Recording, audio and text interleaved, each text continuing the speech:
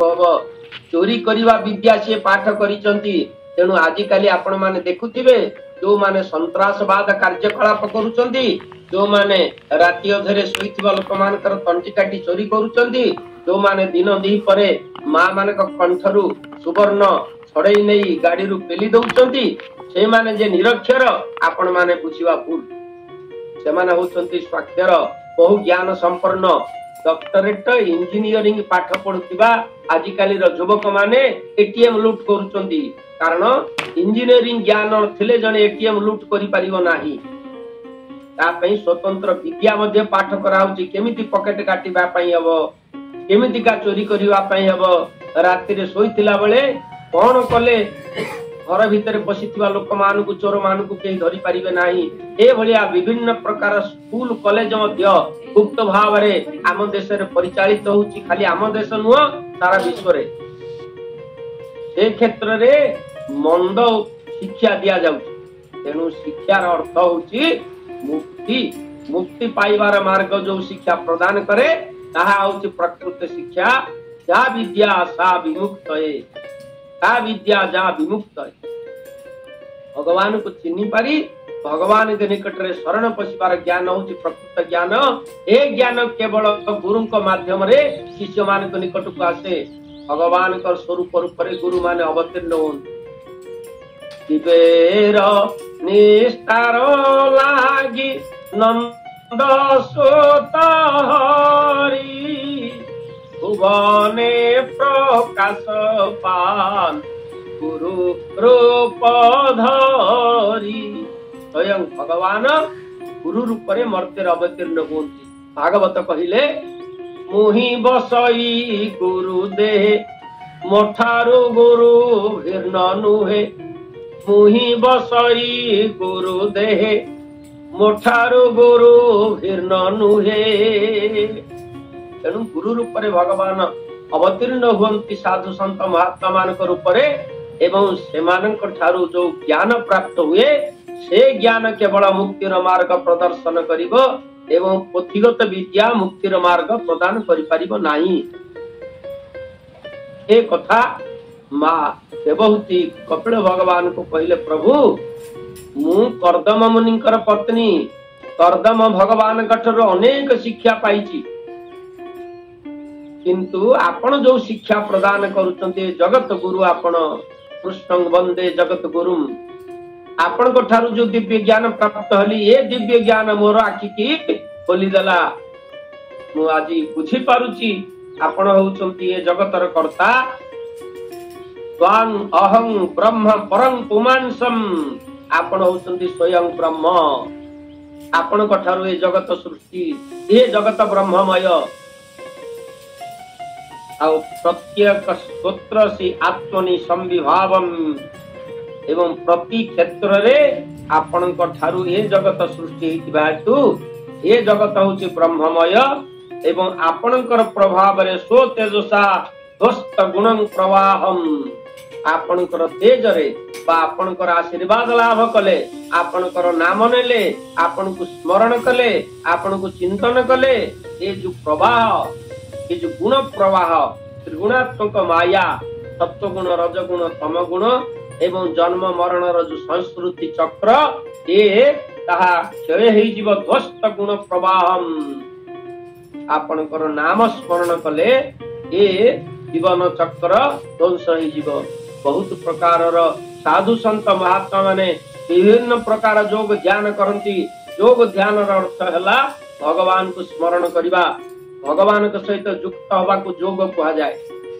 वर्तमान आजिकाली युगरे अनेक योग गुरु विभिन्न प्रकार शिक्षा दौचंती एवं योग गुरु कहिबार तात्पर्य हला ये भक्त को भगवान के सहित योग सूत्र स्थापन करई दे पारे ताकू कहा जाए योग गुरु योग जानिथिबा लोकन को गुरु कहा जीवनी योग गुरु कहा जीवनी योग अर्थात भगवान के सहित भक्त को योग करिबा ए संपर्क रे जो मानकर ज्ञान अछि ताकू कहा जाए योग गुरु आ योग गुरु अर्थ नुह हाथ को गोड़ को टेकी डेई परथिबो विभिन्न प्रकार आसन प्राणायाम करि परथिबो एवं विभिन्न प्रकार क्रिया रे से शिष्य मान को शिक्षा दे पारुथुओ किंतु भक्ति भाव ता पाखरे नथिबो ए भगवान के सहित संयुक्त है नहीं आ अन्य मान को संयुक्त करेबो केमिति द्वितीय कथा हला जो माने योग गुरु स्थान प्राप्ति होंती से माने भक्त को भगवान के सहित योग करेबार दक्षता से मान कर थाए वर्तमान जो योग गुरु मान को हमें देखुचे ये योग गुरु माने निजे भगवान के सहित संयुक्त हबार प्रक्रिया तांका पाखरे नाही आ भगवान के पाखरे संयुक्त हबार गोटे मात्र प्रक्रिया होची सर्वश्रेष्ठ प्रक्रिया होची भक्ति योग जो मान के पाखरे भक्ति योग नाही से मानकर अन्य समस्त योग मिथ्या और वृथा ये जो अष्टांग योग कथा कहा जाउची यम नियम आसन प्राणायाम प्रत्याहार ध्यान धारणा समाधि जो 8टा योगर प्रक्रिया अच्छी अर्थात गोटे गोटे पहाच को अतिक्रम करी भगवान आदि अवस्था हबार जो चिंता ए कथा को आमे माने योग प्रक्रिया माध्यम श्रवण करुचे ये समस्त प्रक्रिया जदि भक्ति भावापन्न नहला भक्ति योग द्वारा यह प्रवृत्त नहला ताहले यह निष्फल हो तेणु भक्ति योग होचे एकमात्र योग जो योग माध्यम समस्त योग प्राप्ति ही परिबा प्राणायाम करुथिबा भक्ति भावना नथिबो ध्यान करुथिबा भक्ति भावना नथिबो खाली मेकानिकल वे रे आमे चिंता करुथिबा नाम जप करुथिबा भक्ति भाव नथिबो मेकानिकल समस्ते नाम जप करुछन्ति मु नाम जप करिबे मनटा अन्यत्र थिबो नाम पाटरे भगवान कर नाम आसुथिबो हस्तरे माळी चालिथिबो किंतु मनटा विभिन्न प्रकार मायाग्रस्त भाव रे बुलुथिबो ए प्रकार नाम जप करिवार जोग नुह काय मन आउ वाक्य को ऐकांतिक भाव रे भगवत चरण रे निवेश करबा को कहा जाए जोग आ केवल शरीर टाकू जोग रे स्थापन करदेले मनटा बाहर बुलुथिबो हबन तेणु माँ देवहूति कहले आपण कठाल जो दिव्य ज्ञान प्राप्त हेली प्रभु ए दिव्य ज्ञान जगत पई अत्यंत आदरणीय एवं ए दिव्य ज्ञान माध्यम रे मु आपण को चिन्हि पारिली एवं जगत रु उद्धार हबार जो मार्ग आपण मते बतैचंती एहा मो पई ध्येय हो या कही माँ देवहूति कपिल भगवान के निकट रे निजर मथानत करे तांकर पदार बिंदरे निजको समर्पित कले बोल गौर प्रेमानंदे हरि हरि बोल वर्तमान आसंतु ए 8 नंबर श्लोक ओडिया अनुवाद आमे माने श्रवण करिबा लक्ष्मी मां का कंठरु 8 नंबर ओडिया अनुवाद लक्ष्मी मां हमकु सुनैमे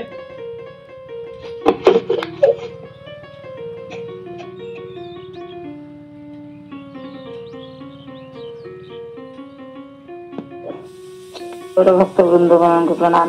हरे कृष्ण। तुम भेजे परम पुमाना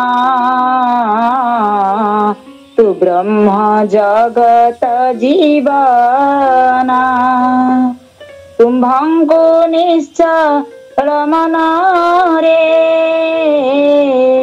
जोगी भावन्ति निरंतरे गुण मानंगु निज तेजे विनाश करी सहजे तुम्हे कपिल वेद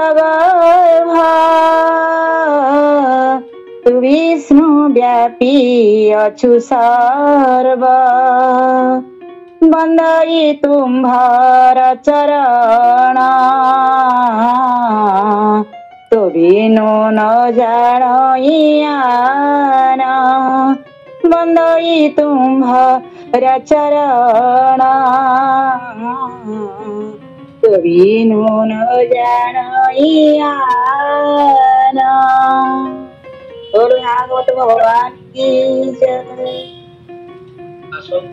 वर्तमान आमे माने किंचित विराम नबा एवं आम मान सहित अछंती जलधर प्रभु अछंती आमर भजन प्रक्रिया रे तांको आमे सहयोग तांकर सहयोग पाई पारि नथिले कारण बहुत माँ माने भजन बोलिया आग्रह प्रकाश कर देली आमर किंचित विराम नबार तात्पर्य होउची महादेवतींकर कथा सरिला तापरे कपिल भगवान कथा आरंभ हबो। हरे कृष्ण नाम एका मुख्य धाम निरंतरे कर जपरे अनायासे मोहा आनंद लभिबु जीवती निता परे। हरे कृष्ण नाम एका मुख्य धाम निरंतरे कर जपरे दयामय हरि नदिया बिहारी कलिहत जीवे करुणा विस्तारी दिनहीने भीतरिले प्रेम बारी नासीर्ण शोक संतापरे। हरे कृष्ण नाम एका मुख्य धाम निरंतरे कर जपरे जेउ नाम धरी तरी गले पापी जेउ नाम धरी निस्तरे त्रितापी तेई नाम ध्वजा उड़ुछि अद्यापि से तो असंख्य मापरे। हरे कृष्ण नाम एका मुख्य धाम निरंतरे कर जपरे जेउ नाम धन केबे केउठारे देई नाही केहू केवण जुगरे सेई महारत्न भक्ति लांचे गेन सेई महारत्न भक्ति लांचे गेन जान मिले कोटि कल्परे। हरे कृष्ण नाम एका मुख्य धाम निरंतरे कर जपरे कहे दीन दास वैष्णव चरण श्री गुरु चरणे जे पसे शरण कहे दीन दास वैष्णव चरण श्री गुरु चरणे जे पसे शरण सेईति लभई प्रेमामृत कण सेईति लभई प्रेमामृत कण दासुकुत नोहे अल्परे। हरे कृष्ण नाम एका मुख्य धाम निरंतरे कर जपरे अनायासे मोहा आनंद लभिबु पुंची जीवती निता परे। हरे कृष्ण नाम एका मुख्य धाम निरंतरे कर जपरे। हरे कृष्ण। बोल गौर प्रेमानंदे हरि हरि बोल। बहुत बहुत पुराना भक्त माने बहुत बहुत हमर गोविंद सुंदर को पारक बंधु पाड़े पळैथिले केति नेला मु खोजुतली सेमान को पुराना लोक गुडा को खोजिबा त हमर धर्म। आमे तो पुराना लोक गंजड़ जेमती गंजड़ को खोजे मधुआ जेमती मधुआ को खोजे भक्त माने सेमती भक्त मान को खोजंती आ सेति पे आपण मान को पाखरे मु सब बेले बंधा आसंतु आमे माने वर्तमान अनुभव करिवा हमर पंडित भागीरथी मिश्र महोदय को भावग्राही मिश्र महोदय को मु भूल रे भागीरथी बोली कहि दउ भावग्राही मिश्र महोदय को पचारिवा ए कपिल भगवान कर शिक्षा को से दुई धाड़ी रे हमकु सूचना देबे हमर जेमितिका जलधर प्रभु भजन किए बोलिले मु अनुभव करूची दीर्घ 5टी अध्याय रे कपिल भगवान जहा कहिथिले के गोटिए भजन भितरे जलधर प्रभु सेतक सूचना दे। आसंतु पंडित भावग्राही मिश्र को आमे अनुरोध करिवा जे तांकर कपिल भगवान जो दिव्य शिक्षा मां देवहूति की देले आमे माने हेतुर कोन शिखिबा की भावना पाइबा अंतत 2 मिनिट भितरे आमान को संक्षिप्त भाव में सुनेबे पंडित भावग्राही मिश्र। हरिबोल। ओ उपस्थित समस्त प्राज्ञ विज्ञ साधु सन्थ भक्त मंडली बा माने समस्त को श्री राममय सब जगदानी करम प्रणाम दुर्जुग।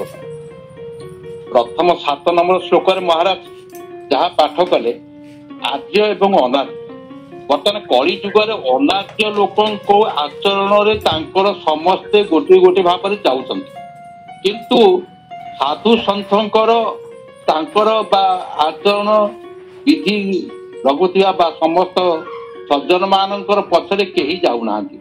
ସେ ଅନାର୍ଯ୍ୟ ଲୋକ ଯେତେ ଅଛନ୍ତି ସେମାନେ ଧନାନି ଭୂ ମୁଁ ପଶପସ୍ତ କରିବେ, କାରଣ ସେମାନେ ଧନୀ ମାନି ଏବଂ ଜ୍ଞାନୀ ନୁହନ୍ତି, କିନ୍ତୁ ଧନୀ ହେବା ତ ସବୁ ସମ୍ମାନ ପାଉଛନ୍ତି। ଏ ବର୍ତ୍ତମାନ ସମାଜରେ ସେମାନେ ବହୁତ ସମ୍ମାନ ପାଉଛନ୍ତି, ଯାହାକି ବର୍ତ୍ତମାନ ସେଇ ତାଙ୍କରି ପଛରେ ଗୋଡଉଛନ୍ତି, କିନ୍ତୁ ବିଶ୍ୱାସ ମୂଳେ ହରି, କିନ୍ତୁ ବିଶ୍ୱାସ କେହି କରୁନାହାନ୍ତି, ପ୍ରଭୁଙ୍କୁ କେହି ଡାକୁନାହାନ୍ତି। ବର୍ତ୍ତମାନ ସମସ୍ତେ ଅନାର୍ଯ୍ୟ ଭାବରେ ପ୍ରାୟ 99 ଭାଗ ଯାହା ମହାରାଜ କହିଲେ ତା ଠିକ ଉଚିତ କଥା।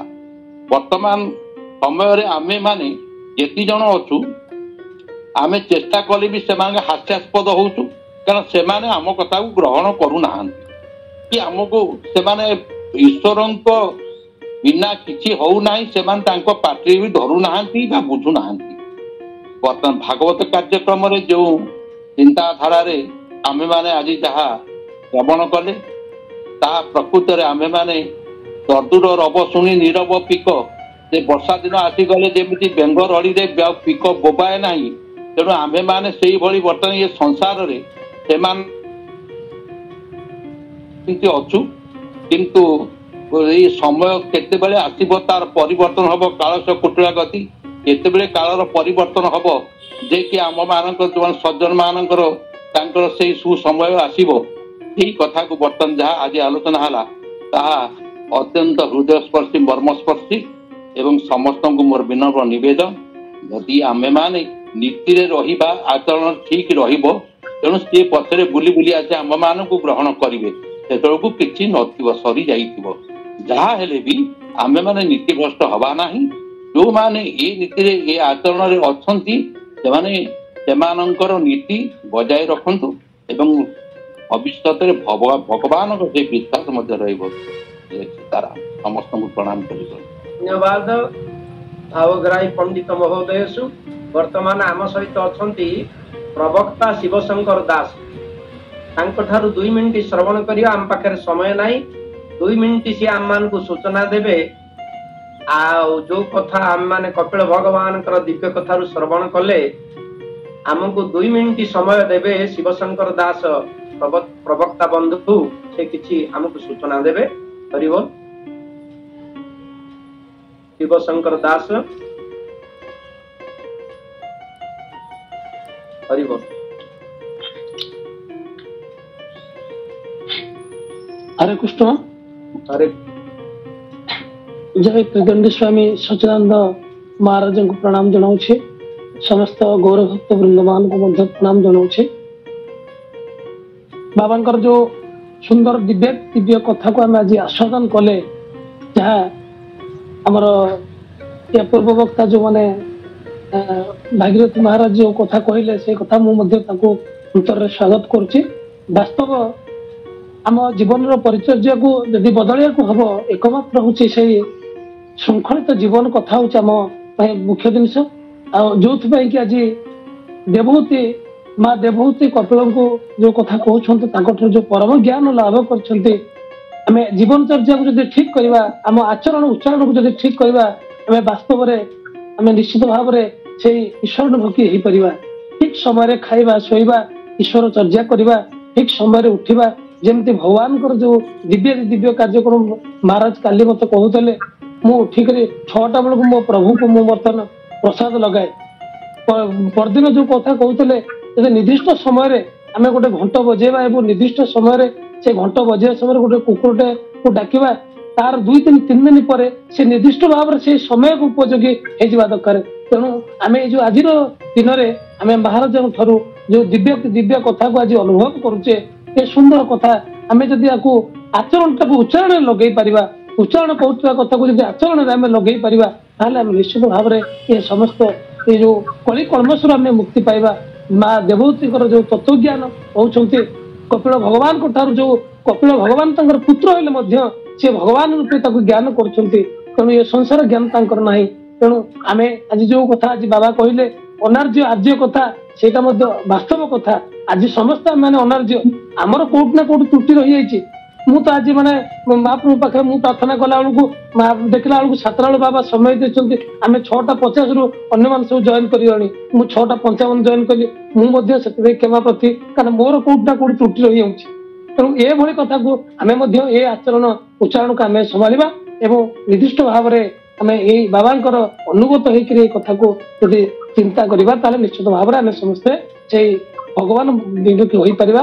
ଏତିକି କହି ମୁଁ ମୋର ବକ୍ତବ୍ୟ ସାଙ୍ଗ କରୁଛି। ହରେ କୃଷ୍ଣ, ସମସ୍ତଙ୍କୁ ପ୍ରଣାମ।